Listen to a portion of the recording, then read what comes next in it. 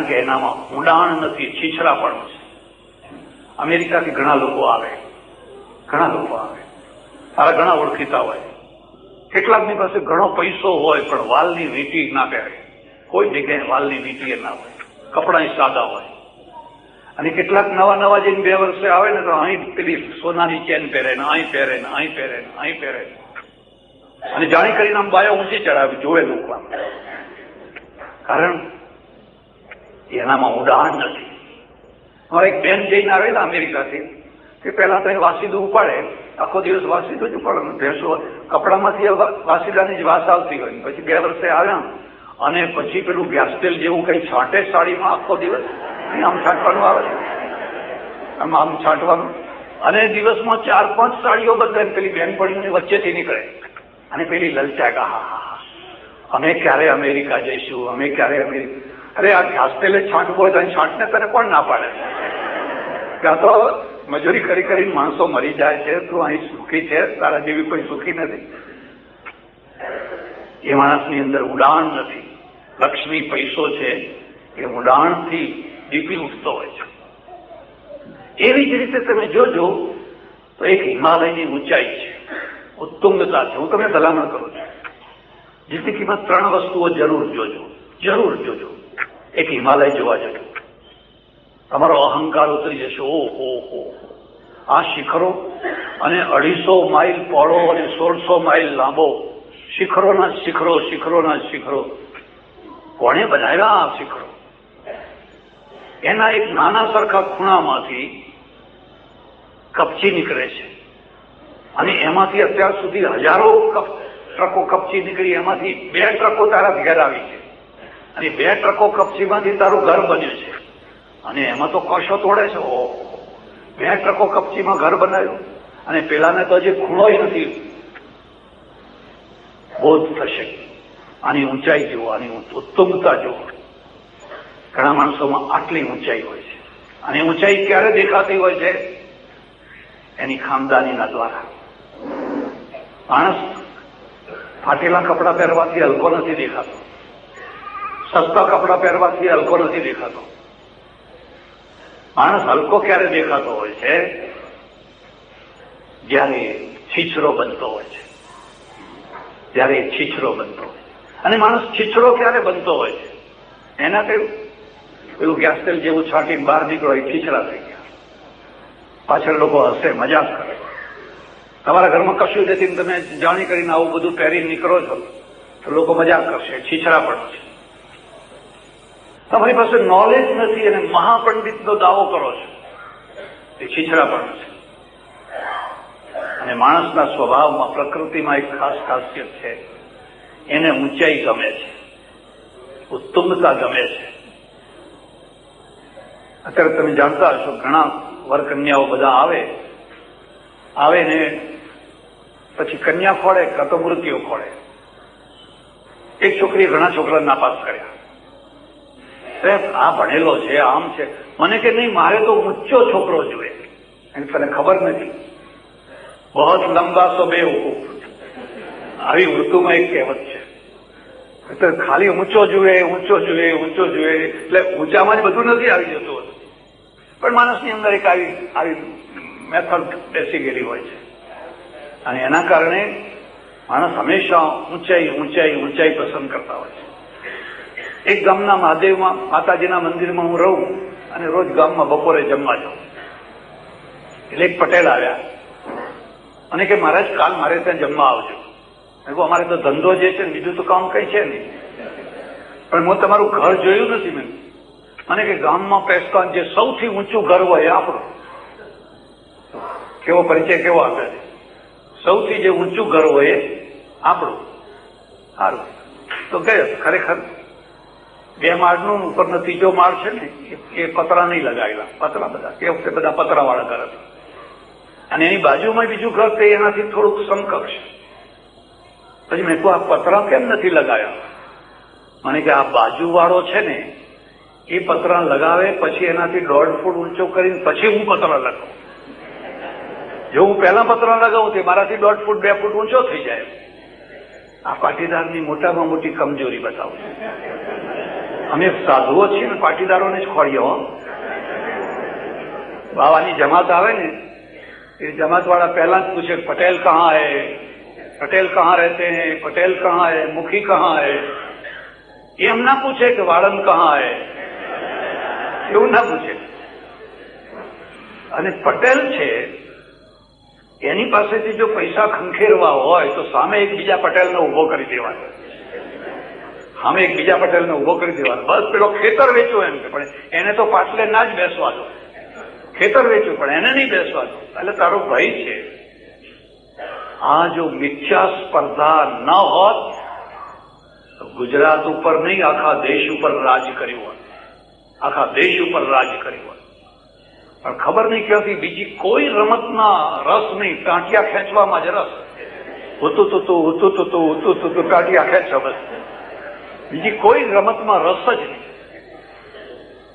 આ એની મોટામાં મોટી કમજોરી. એટલે મને કે એ ઊંચું જેટલું કરવું હોય એટલું કરીને પતરા લગાવી દે, પછી 1.5 ફૂટ ઊંચું કરીને હું પતરા લગાવું. ઓહો, મેં તો આ કેટલી મોટી કમજોરી છે આ માણસમાં. મારે એકવાર પંજાબમાં રહેવાનું થયું. પંજાબમાં એક સજ્જન મને આમંત્રણ આપવા આવ્યા. મને કે સાડે ગરીબ ખાનાનું તુસી આણા, મારા ગરીબ ખાનામાં તું તમે જમવા આવજો. એમ કે ગરીબ ખાનું એટલે ગરીબોને રહેવાનું ઘર. હું ગયો તો જોયું તો ઓહો, આલીશાન બંગલો છે.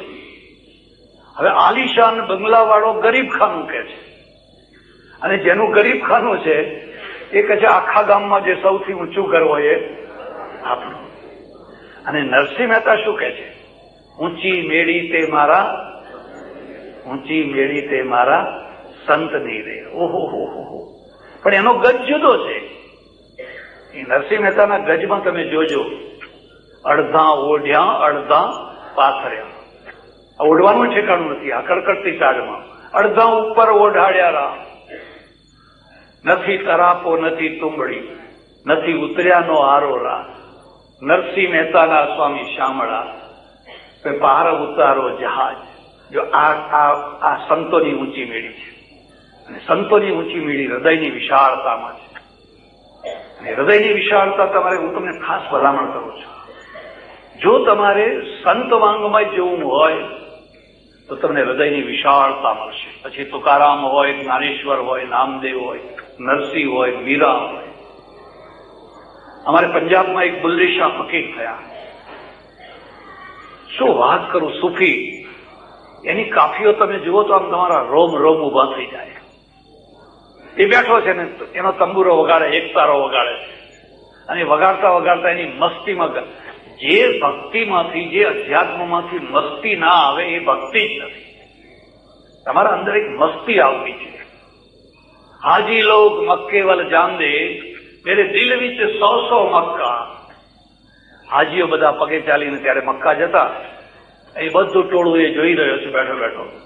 અને આ તો તમને ખાસ વાત કહું છું, તમારે માણસની અસલ રૂપ જોવું હોય ને તો એકવાર બસમાં યાત્રા કરી જુઓ. એવા લડે. સીટ ઉપર બેસવા માટે, ખાવા માટે, સુવા માટે, આ માટે નાની નાની બાબત.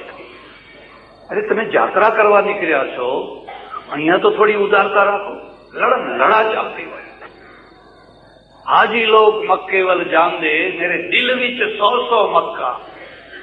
અરે મારા હૃદયમાં 100 મક્કાઓ છે. દિલ વિચ મક્કા, દિલ વિચ કાબા, એનું વર્ણન કરે છે.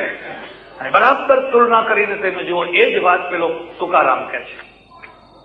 તુકારામ દર પૂનમે પંઢરપુર જાય, અને આ પૂનમે વરસાદ પડ્યો અને ચંદ્રભાગા નદી બે કિનારે છક રેલમ છેલ. હવે ચંદ્રભાગાને પાર કેવી રીતે કરે? અને એ તુકારામ ત્યાં બેઠો બેઠો કહે છે, પાવસ પડલા કિચડ ઝાલા, નદિયાલા ભરપૂર, બાવા ઈઠે જ પંઢરપુર. ઈઠે જ પંઢરપુર, બાવા ઈઠે જ પંઢરપુર. હું જ્યાં બેઠો છું ત્યાં જ પંઢરપુર છે. એ ઠીક છે, આપણે લોકોના વ્યવહાર માટે પંઢરપુર જઈએ કે બધે ડાકોર જઈએ, બધે જઈએ, બરાબર છે. મારા એક ઓળખીતા સજ્જન છે, મને કે દર પૂનમે હું ડાકોર જાઉં છું. ભક્ત કેવો? મને કે ના, અરે ભજીયા જ ભજીયા.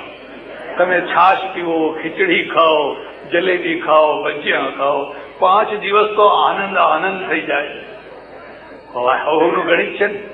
મેં કહું આ ભજીયા બંધ કરી દે તો મને કે અડધા જાત્રાળું બંધ થઈ જાય, અડધા બધા ટોળું આપોઆપ બંધ થઈ જાય. એટલે એક હૃદયની વિશાળતા છે, ઊંચાઈ છે. એ ઊંચાઈ એટલી મોટી ઊંચાઈ છે, ઊંચાઈ માણસને ગમે છે. ગામ હોય અને ગામની અંદર સૌથી ઊંચું મંદિર હોય.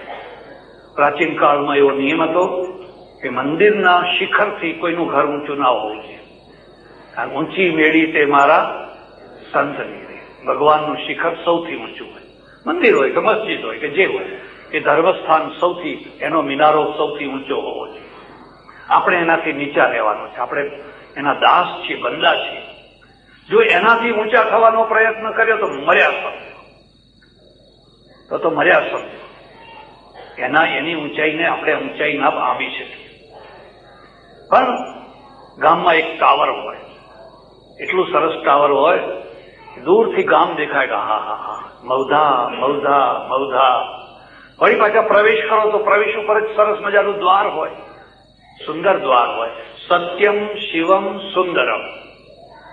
સત્યમ શિવમ, આપણો ભગવાન ત્રિલક્ષી છે. એ સત્ય છે, એ શિવ છે, અને સુંદર પણ છે. એ રૂપાળો પણ છે.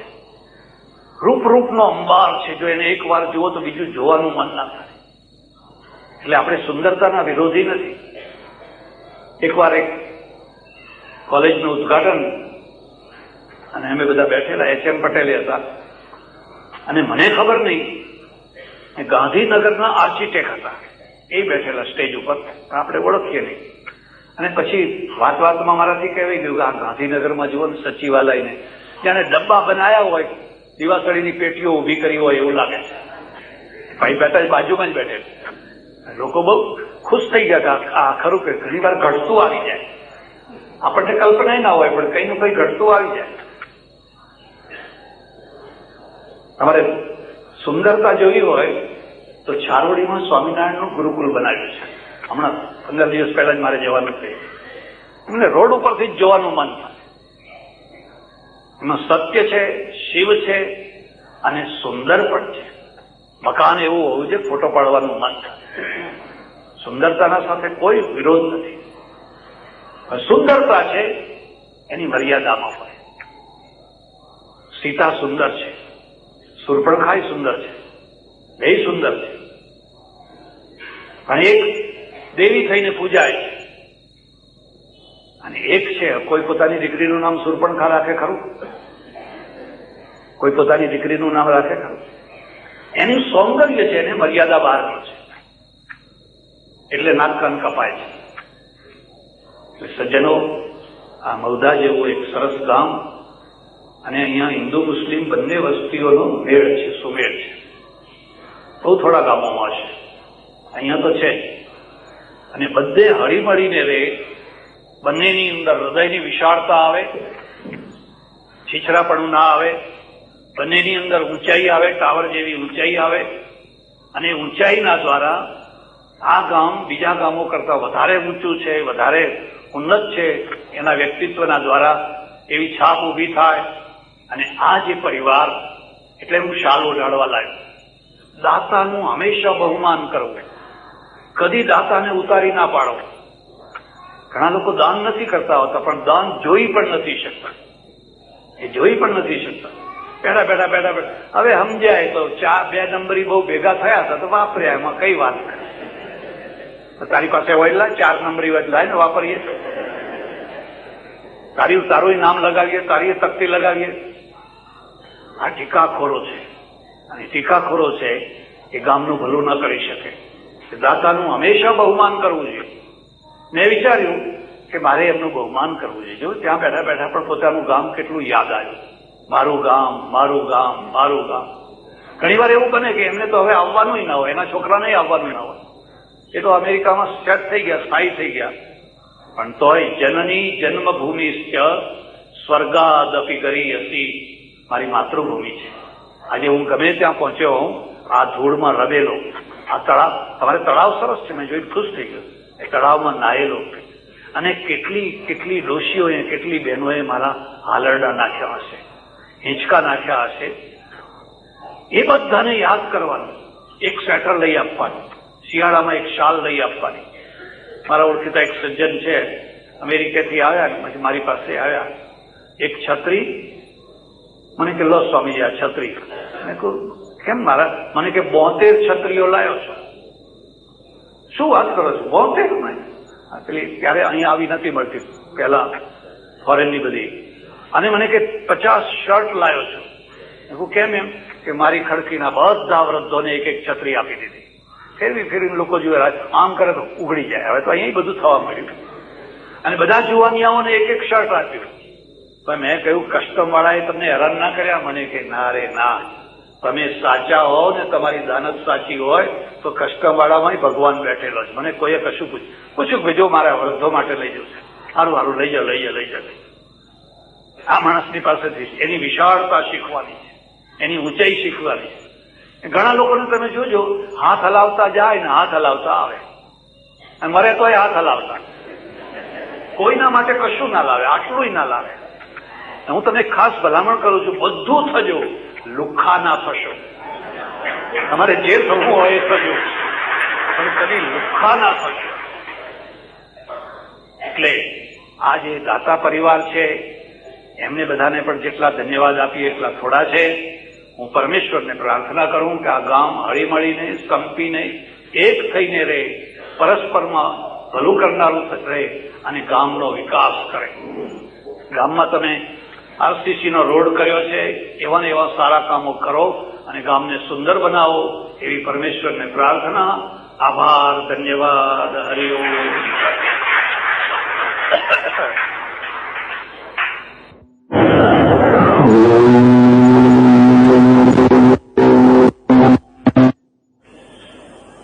જેમ એમ જ્વેલરી ફાઉન્ડેશનના પ્રમુખશ્રી, ઉપપ્રમુખશ્રી, મંત્રીશ્રી અને બધા એમના સહયોગી ભાઈઓ, વિદેશથી પધારેલા 3 વિશિષ્ટ મહાનુભાવો અને દાતાશ્રીઓ, આપણા કલેક્ટરશ્રી, આપણા સાંસદશ્રી, મંચ ઉપર બિરાજેલા બધા જ વિશિષ્ટ મહાનુભાવો, સજ્જનો, બહેનો અને વિદ્યાર્થીનીઓ. પ્રવચન શરૂ કરું એના પહેલા આ ફોટોગ્રાફર ભાઈઓને મારે એક વિનંતી કરવાની છે. પાછળના લોકોને તમે અડચણરૂપ થાવ છો, એટલે પ્લીઝ બેસી જાઓ. તમારે જે ગોઠવવું હોય ગોઠવીને બેસી જાઓ. એક વૃદ્ધ પુરુષ જ્યારે મરવા પડેલા ત્યારે એમના છોકરાઓએ કહ્યું કે બાપા, તમારા માટે અમે શું કરીએ? એટલે વૃદ્ધે ધીરે રહીને કહેલું કે મારા માટે તમે એટલું જ કરજો કે જેથી હું કોઈને નડું નહીં. ચબૂતરો બનાવો કે ખાંભી બનાવો અને આવતા જતા માણસોને નડતર થાય એવું કશું તમે કરશો નહીં. ધ્યાન દો. જીવન મારી મુઠ્ઠીમાં નથી, તમારી મુઠ્ઠીમાં નથી, કોઈની મુઠ્ઠીમાં સંપૂર્ણ જીવન નથી. જો સંપૂર્ણ જીવન કોઈની મુઠ્ઠીમાં હોત તો આપણે વૃદ્ધ ના થાત, તો આપણા વાળ ધોળા ના થવા દો, તો આપણે મરી ના જાત. પણ આપણે બધું જ આપણા જીવન સાથે બધું ચાલ્યા કરતું હોય છે. એટલે જીવન છે એનો કેટલોક ભાગ તમારે આધીન છે અને કેટલોક ભાગ તમારે આધીન નથી. કેટલોક ભાગ સરકારને આધીન છે, કેટલોક ભાગ સમાજને આધીન છે, કેટલોક ભાગ તમારા સ્વજનોને આધીન છે. તમારી ઈચ્છા ન હોય તો પણ તમારા સ્વજનો તમારા ઉપર દબાણ કરીને તમારી પાસે સાચું ખોટું કાર્ય કરાવતા હોય છે. તમારી ઈચ્છા છે ઝડપથી જવાની, પણ રેલવેનું ફાટક આવે છે અને બંધ છે એટલે તમારે વગર ઈચ્છાએ પણ ઉભા રહેવું પડે. આમ જોશો તો જીવનના એવા ઘણા ભાગ છે જેમાં આપણું કશું ચાલતું નથી. મારા ઓળખીતા એક સજ્જન છે, જરા નાસ્તિક ટાઈપના છે. કોઈની જરૂર નથી, આપણે જે ધારીએ એ બધું આપણે કરી શકીએ છીએ. અને વળી પાછા મને કહે છે કે મારા દીકરાની હાર્ડવેરની દુકાનનું ઉદ્ઘાટન કરવા તમે આવશો? મેં કહું હાર્ડવેરની દુકાન કેમ? અંબાણી થઈ જાવ ને, ટાટા કે બિરલા થઈ જાવ ને. જો બધું જ તમારા હાથમાં હોય તો હાર્ડવેરની દુકાન શું કામ કરો છો? તમે અંબાણી થઈ શકો? મને કહે ના, એ તો ના થવાય. તો મેં કોઈ વિચારીને બોલો. તમે ઘણું કરી શકો છો પણ ઘણું નથી કરી શકતા. હું એમ માનું છું કે જે માણસ પોતાની મર્યાદાને, પોતાની લિમિટને સમજે એ માણસ જલ્દી ભૂલ નહીં કરે. ઉર્દુમાં એને औकात કહે છે. આપની औकात को સમજો. જે તમારી મર્યાદા છે, જે તમારી લીટી છે. તમે ઘણું કરી શકો એમ છો પણ તમે ઘણું નથી કરી શકો એમ આપણા જીવનની સાથે એક કુદરત ચાલે છે, એક કુદરતી વ્યવસ્થા ચાલે છે. આપણી ઈચ્છા હોય કે ન હોય, કુદરતની વ્યવસ્થાની અસર આપણા ઉપર પડતી જ હોય છે. અને કુદરત છે એની એક સંપૂર્ણ પૂરેપૂરી વ્યવસ્થા છે, પણ છતાં કોઈ વાર એમાં અવ્યવસ્થા પણ ઊભી થાય છે. એક મુદ્દો યાદ રાખજો, કોઈ પણ વ્યવસ્થા થોડી ઘણી અવ્યવસ્થા વિનાની હોતી જ નથી. સારામાં સારી વ્યવસ્થામાં પણ કંઈક થોડીક અવ્યવસ્થા તો રહી જ જતી હોય છે. કેટલીક વાર એવું પણ બને કે કુદરતની અવ્યવસ્થાને આપણે સમજી ન શકતા હોઈએ. કુદરત ધરતીકંપ કેમ લાવે છે? આ સુનામી લહેર કુદરત કેમ લાવે છે? એને શું જરૂર હતી? આપણે કદાચ સમજી નથી શકતા. પણ એ આવે છે જરૂર, એ ધરતીકંપ આવે છે જરૂર. પણ જ્યારે પણ માનવ જીવન ઉપર આવી કુદરતી વ્યવસ્થામાંથી અવ્યવસ્થા ઊભી થાય ત્યારે એને તમે 4 એંગલથી જુઓ, 4 દ્રષ્ટિથી જુઓ. પહેલું તો એ છે કે ધર્મ એને કઈ રીતે મૂલવે છે. કારણ કે ધર્મ છે એ આપણું મોટામાં મોટું ચક્ષુ છે. ધર્મ એને કઈ રીતે, કયા પ્રકારે મૂલવે છે. જયારે અહીંયા ધરતીકંપ થયો અને અંજારમાં એક સાથે 450 બાળકો દબાઈને મરી ગયા, મારે ત્યાં એક સજ્જન આવેલા અને એમણે મને કહ્યું કે આ 450 બાળકોના એક સાથે સમૂહ પ્રારબ્ધ જાગ્યા. એમને આ રીતે મરવાનું જ હતું. આ સમૂહ પ્રારબ્ધ છે અને એટલે એ 450 બાળકો મરી ગયા. જો આ ધાર્મિક દ્રષ્ટિકોણ છે. મેં કહ્યું સમૂહ પ્રારબ્ધ છે એ બાળકોના જાગ્યા. દુઃખ તો એની માને થાય છે, એના બાપને થાય છે, એના સ્વજનોને થાય છે, ગામને થાય છે. તમે એ કેમ ભૂલી જાઓ છો કે જેના પ્રારબ્ધ હોય એને જ દુઃખ થવું જોઈએ? આ તો આખા પરિવારને, કુટુંબને દુઃખ થાય છે. એના પરિણામ તો બીજાને ભોગવવા પડે છે. કંઈક ભૂલ થઈ રહી છે. આવું કોઈ સમૂહ પ્રારબ્ધ નથી. એ બાળકોને બચાવી શકાય છે, પ્લેનને પડતું અટકાવી શકાય છે. જો તમે વધારે સારી રીતે ટેકનોલોજીનો ઉપયોગ કરો તો ઘણા અકસ્માતો નિવારી શકાય છે. હમણાં મારે લંકા જવાનું થયેલું અને અમે લગભગ 8-10 દિવસ ઘણા આખા લંકામાં બધે ફર્યા. એની કેટલીક બાબતોમાં સૌથી સારામાં સારી અસર જે અમારા ઉપર થઈ ત્યાંના ડ્રાઇવિંગની થઈ. એક પણ અકસ્માત નહીં કોઈ જગ્યાએ. લંકા તો કોઈ એટલો બધો વિકસિત દેશ નથી, એ કોઈ પશ્ચિમ નથી, ભારત જેવો જ દેશ છે. અને ભારત જેવો જ દેશ હોવા છતાં પણ ક્યાંય કોઈ અકસ્માતની વાત નહીં. આપણી વાત કરવા જેવી જ નથી. હવે એવો કોઈ 25 કિલોમીટરનો રસ્તો નથી જ્યાં તમને એકાદ ટ્રક કે કોઈ ગાડી ઊંધી થયેલી ના દેખાય. પેપર વાંચો એટલે તમારે 2 સમાચારો તો જરૂર વાંચવા પડે. આજે અકસ્માતમાં આટલા બધા માણસો મર્યા અને આજે બીજો ક્રાઇમ, ખાસ કરીને રેપ, એ આટલો થયો. આ 2 સમાચારોથી તો પેપરો ભરેલા જ હોય છે. બીજે કેમ નથી? કારણ કે ત્યાં એક વ્યવસ્થા છે અને આપણે એ વ્યવસ્થા નથી કરી શકતા. એટલે જ્યારે પણ આવું કંઈક થાય ત્યારે આપણે તરત જ એક પ્રારબ્ધ ઉપર, પૂર્વના કર્મ ઉપર બધો ટોપલો ઢોળી દઈએ. પછી આપણા માટે કંઈ કરવાનું બાકી રહેતું નથી. ધર્મનો દૃષ્ટિકોણ એવો હોવો જોઈએ જે તમને એનો ઉપાય બતાવે, તમને એની સાધના બતાવે, એમાંથી છૂટવાનો રસ્તો બતાવે ને એ રસ્તો બની શકે છે, નીકળી શકે છે. તમારે જોવું હોય તો જોજો મોટા ભાગની ટ્રકોની પાછળ લખ્યું હોય છે બુરી નજર વાલે તેરા મુંહ કાલા. કેટલા લીંબુ વેચાય છે, કેટલા મરચાં વેચાય છે, એ બધા ટ્રકની આગળ લગાડવામાં આવે છે. મેં એક ડ્રાઈવરને પૂછ્યું કે આ બુરી નજર વાલે તેરા મુંહ કાલા આવું કેમ લખો છો? मैंने कहा स्वामी जी आपको पता नहीं है, ऐसी ऐसी नजरें होती है कि ट्रक गिर जाती है, एक्सीडेंट हो जाता है. એક્સિડન્ટનું કારણ પેલી બુરી નજર. ઓહો, ભારતમાં બધા બુરી નજર વાળા જ ભેગા થયા છે.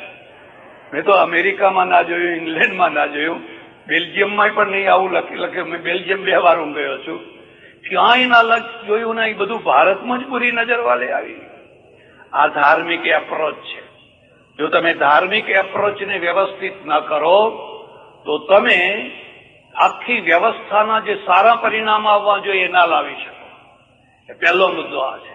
હું જયારે નાનો હતો, 9-10 વર્ષનો બ્રાહ્મણ, અમારે બ્રાહ્મણના ત્યાં જમવા ગયેલા, બરાબર એ જ સમયે ધરતીકંપ થયો. બધું ઘર બધું ડોલવા લાગ્યું. બધા દોડીને બહાર નીકળી ગયા.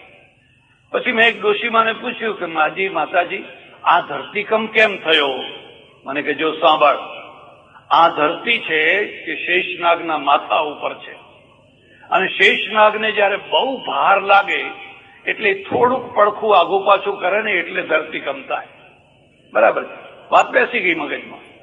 હવે એ રીતે જો વાત બેસેલી જ હોત તો આજે જે આ વિજ્ઞાન વાળા કહે છે કે પ્લેટો ખસે છે અને પ્લેટો એકબીજા સાથે ટકરાય છે, ઉપર ચડી જાય છે અને એટલે ધરતી ધ્રુજે છે, તો એ વાત સુધી તમે પહોંચી ના શક્યા હો. તમારો ધાર્મિક એપ્રોચ એવો હોવો જોઈએ જે પ્રશ્નોને ઉકેલનારો હોય. પ્રશ્નો ઉભા કરનારો ના હોય, પણ પ્રશ્નોને ઉકેલનારો હોય. ચાલો, એક બીજો પ્રશ્ન છે. હવે આ બધું થયું તો ખરું, પણ એની સાથે ધર્મ શું કરે છે? ધર્મની કોઈ જવાબદારી છે? ધર્મનું કોઈ કર્તવ્ય છે? મને આનંદ છે, બહુ આનંદ છે કે કચ્છમાં જયારે ધરતીકંપ થયો, હું પણ 15-20 દિવસ અહીં રહેલો અને થોડુંક કામ કરેલું, અને ત્યારે મેં જોયું ઓહો, ટ્રકો ભરી ભરીને લોકો સામાન મોકલે છે. આખા ભારતમાંથી, મધ્યપ્રદેશમાંથી, મહારાષ્ટ્રમાંથી, દૂર દૂરથી. કારણ માનવતા જાગી છે. ધર્મે હવે માનવતાનું રૂપ સ્વીકાર કર્યું છે. પહેલા ધરતીકંપ થયો ત્યારે કોઈ નહોતું આવ્યું, પણ પહેલા ધરતીકંપમાં અને બીજા ધરતીકંપમાં એક મુદ્દાનો ભેદ છે કે બીજા ધરતીકંપ સુધી પહોંચતા પહોંચતા આપણે માનવતા તરફ વળ્યા અને કહ્યું લોકોને આપો, લોકોને બચાવો, લોકોને બચાવો.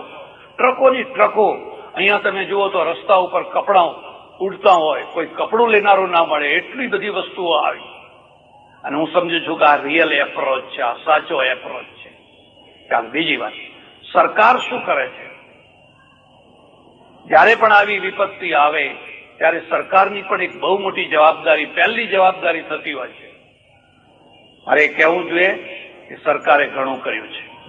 તમને કોઈને ખબર હોય કે ન હોય, અંગ્રેજોના સમયમાં પશ્ચિમ બંગાળ એટલે બંગાળમાં દુષ્કાળ પડેલો, 30 લાખ માણસો પગ ઘસીને મરી ગયેલા. 30 લાખ માણસો. સરકારે ખાસ કંઈ નહીં કરેલું, કરી નહીં શકે. છપ્પનિયાનો દુકાળ હોય કે બીજા દુકાળ હોય ત્યારે લોકો બહુ કરી પણ ન શકતા. પણ હવે એવું નથી. હવે તો સરકારે દોડી જાય. અને મારે એમ કહેવું જોઈએ કે અત્યારે જયારે આ સુનામી લહેરો આવી છે અને હાહાકાર મચાવી દીધો છે, હું એમ માનું છું કે કચ્છના કરતા પણ એ વધારે ભયંકર પ્રકરણ છે. પણ ત્યારે મારી છાતી ગજગજની ફૂલે છે જયારે આપણા પ્રધાનમંત્રીએ કહ્યું કે અમારે કોઈની મદદની જરૂર નથી. ઓહો, આથી વધારે શું ગૌરવ હોઈ શકે? અમે ગરીબ છીએ, ભલે અમે ગરીબ રહ્યા, પણ અમે અમારી મેળે બેઠા થઈ જઈશું. એકવાર તમારા જીવનમાં આદત પડી જાય કે કોઈ મારો હાથ પકડે, કોઈ મને ઉભો કરે, કોઈ મારો હાથ પકડે, કોઈ મને ઉભો કરે, તો આખી જિંદગી તમે લાચારીમાં જ જીવન જીવવાના છો. પણ એક વાર તમે નક્કી કરો કે હું બીજી વાર પડીશ, ત્રીજી વાર પડીશ, પણ મારી મેળે જ ઉભો થઈશ, મારી પોતાની જાતે ઉભો થઈશ, તમે જોજો તમારામાં કેટલી ખુમારી આવે છે, કેટલી હિંમત આવે છે અને કેટલું બળ આવે છે. ઘણા લોકોએ ટીકા કરી કે આવું ના કહેવું જોઈએ. તો પછી જો એમ કહેવાનું કે લાવો લાવો, આપો મા બાપ, આપો મા બાપ. વર્ષોથી આપણે ભીખ માગતા રહ્યા અને ભીખ માગીને આખી દુનિયામાં to India, to India, to India. આ વખતે મને એમ થયું, હું વર્ષોથી કહું છું હું પરદેશમાં જઉં, ઘણીવાર લોકો મને કહે કે આ બધા જૂના કપડાં લઈ જાઓ, બહુ સારા છે. હું કહું ખબરદાર, મને તો ના આપશો, પણ બીજા કોઈને પણ ના આપશો. એનાથી આપણું અર્થતંત્ર તૂટી જાય છે. અત્યારે બજારમાં જુઓ તો એટલા સસ્તા કપડાં વેચાય છે, પણ અંદર ફટકો તો તમારી ફેક્ટરીઓને પડવાનો, તમારી મિલોને પડવાનો છે. અને એનાથી મોટો ફટકો છે એ લેનારાઓને પડવાનો છે.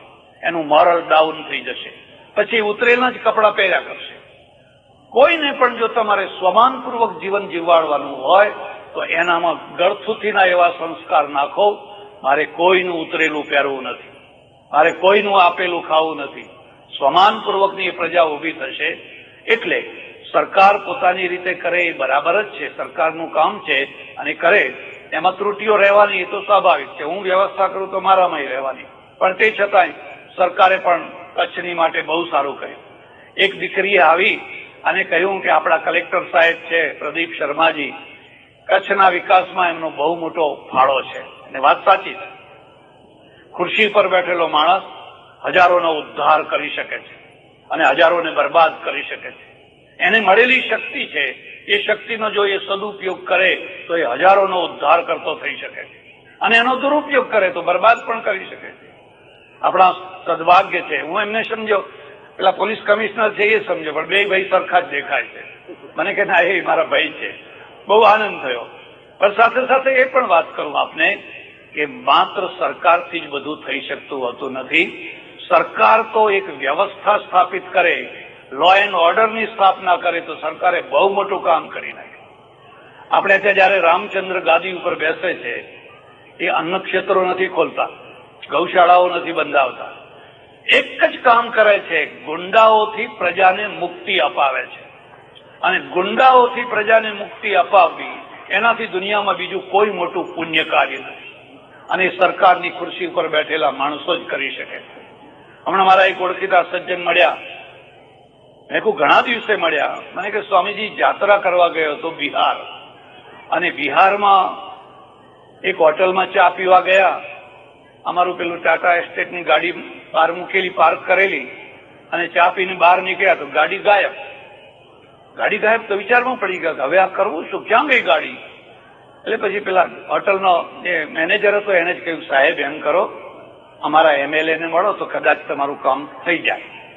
અમે તો એનું સરનામું લઈને પૂછતા પૂછતા MLA ના ત્યાં ગયા તો ગાડી અમારી ત્યાં જ ઉભેલી હતી, ત્યાં જ પડેલી હતી. અમે કહ્યું, સાહેબ આ ગાડી તો અમારી છે ને અહીં ક્યાંથી આવી ગઈ? આપણા ગુજરાતના MLA ઘણા સારા છે, ઘણા સારા છે કે હજુ આ કક્ષાએ નથી પહોંચ્યા. પેલા કહે કે तुम लोग गुजराती लोग बहुत पैसा कमाते हो, बहुत पैसा कमाते हो, थोड़ा बहुत हमको भी दिया करो, 1 2 लाख दे के फिर गाड़ी ले जाओ.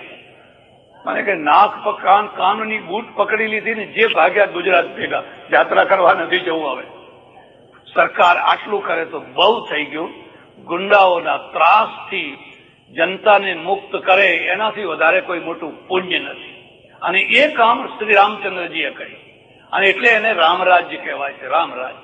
રાત્રે તમે સોનું ઉછાળતા જાઓ, 20 વર્ષની કોઈની દીકરી સોને મઢેલી જાય, કોઈની તાકાત નહીં કે આ ઉપર કોઈ આંખ ઉપાડી શકે, બસ એનું નામ જ રામરાજ્ય. અને એ થાય તો હું માનું છું કે બાકીનું કામ તો પ્રજા પોતે આપોઆપ કરી લેતી હોય.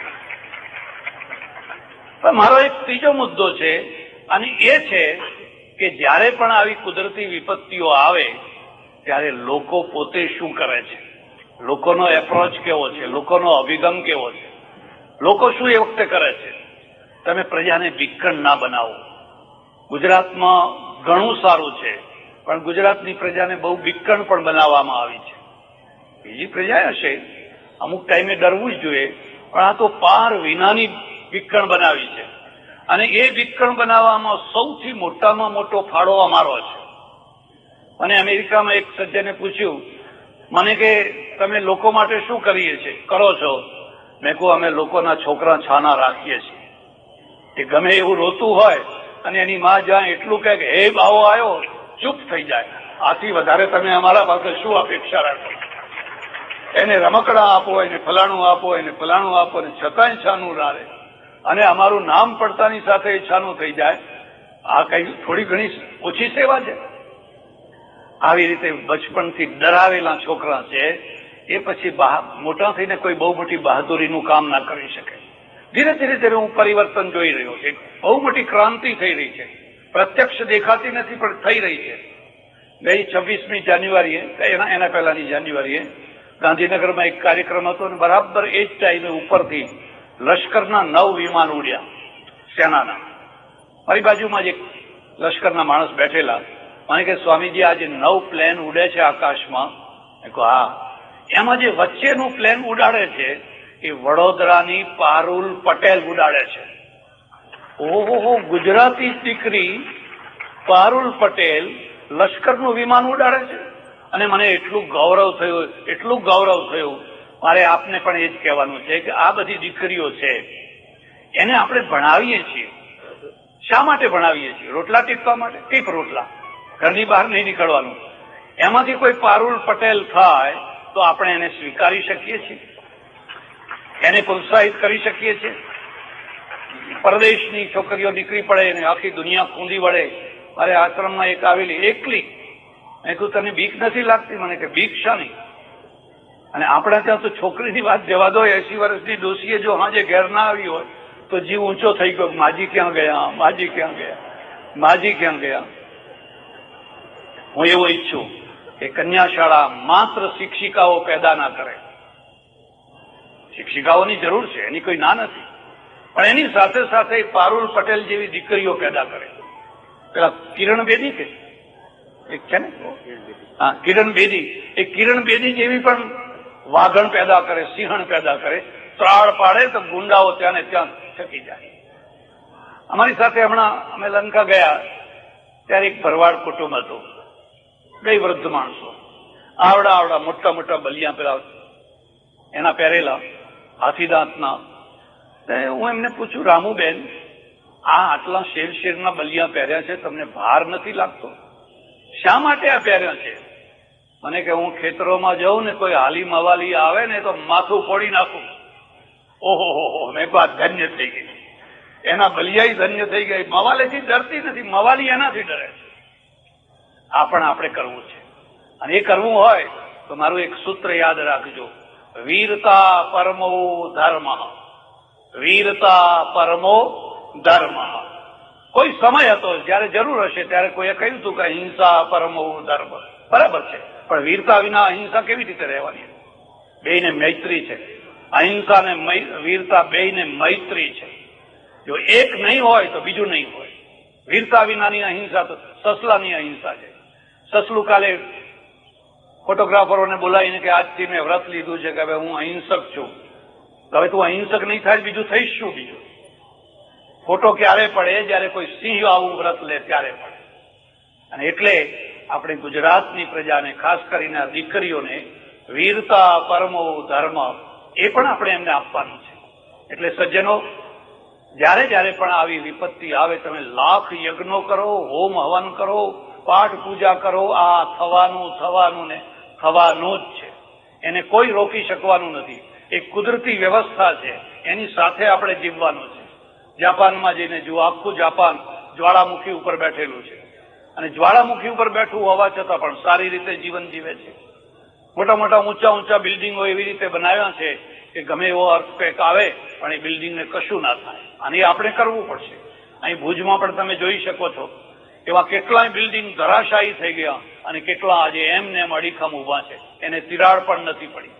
જે ધરાશાયી થઈ ગયા એનો જે હોય એને આપણે દંડ કરવો જોઈએ, પણ જેને એક નાની સરખી તિરાડ પણ નથી પડી એનું બહુમાન પણ કરવું જોઈએ. માત્ર દંડ નહીં, એવા માણસોનું બહુમાન પણ કરવું જોઈએ. એટલે જયારે કચ્છ ઉપર આપત્તિ આવી, ધરતીકંપની હાહાકાર થઈ ગયો અને ત્યારે આપણા સપૂતો જાગ્યા. એ સપૂતોમાંના એક સપૂત એટલે કેતન પરીખ અને એમના બધા સાથીદાર ભાઈઓ. અને એમની પહોંચ છે ઠેઠ બેલ્જિયમ સુધી. બધા માણસો સરખા નથી હોતા. કેટલાક માણસો ક્રેન જેવા હોય છે. ક્રેનનું કામ છે ગબડી પડેલા જે પાટા છે એને ઉપાડી અને ફરી ડબ્બાઓને પાટા ઉપર ગોઠવી દેવા. ડબ્બા ગબડી પડ્યા છે પણ ક્રેન આવે ઉપાડીને ગોઠવી દે. બધા માણસો ક્રેન નથી થઈ શકતા.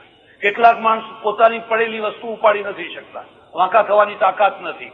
અને કેટલાક માણસોમાં એટલી શક્તિ હોય કે હજારો માણસોને ફરી પાછા પોતાના પાટા ઉપર ગોઠવીને એનું જીવન સહજ બનાવી દેતા હોય છે. એવા કેટલાય માણસો છે. એમની પહોંચ, એમના હાથ લાંબા, દૂર દૂર સુધી આ હાથ પહોંચ્યા.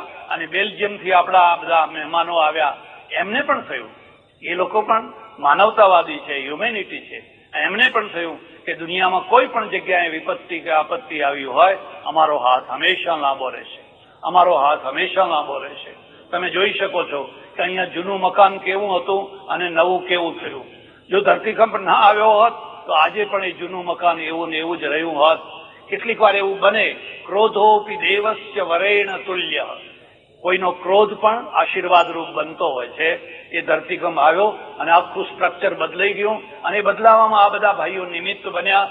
ત્યારે આપણે એ પણ સમજીએ કે હજુ પણ માનવતા છે, અને માનવતા દિન પ્રતિદિન વધુ ને વધુ પ્રજ્વલિત થઈ રહી છે, દીપી ઉઠી છે. એ માનવતાના દ્વારા આપણે આપણા પ્રશ્નોને ઉકેલી શકીએ છીએ.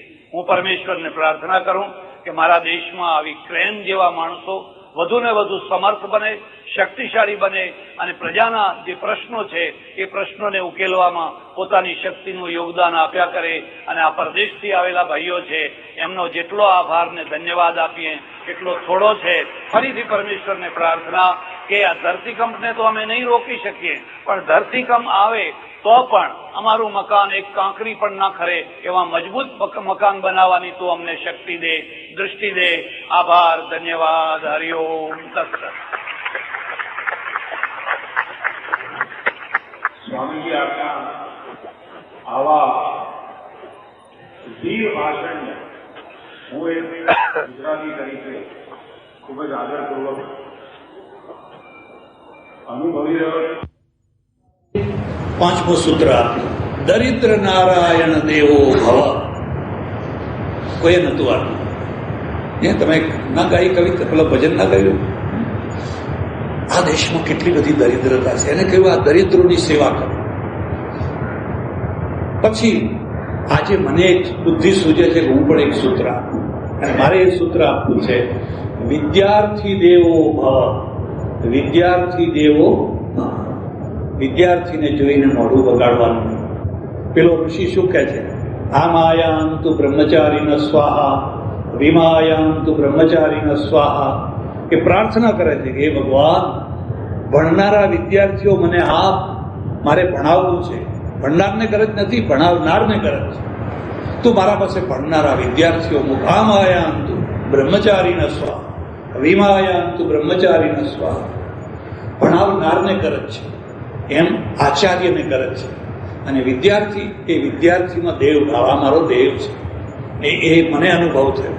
હું કાશીમાં ભણું, મને ભણાવનાર હરેરામ શુક્લ, મહારાષ્ટ્રીયન બ્રાહ્મણ, પર્સનાલિટી જરાય નહીં. શરીર જુઓ તો સહેજ સાંભળું, ઉકળું, દુબળું પાતળું, ચહેરો પણ એવો બેસી ગયેલો, પાછું મુંડન કરાવે, આટલી ચોટી ફરફર થતી હોય.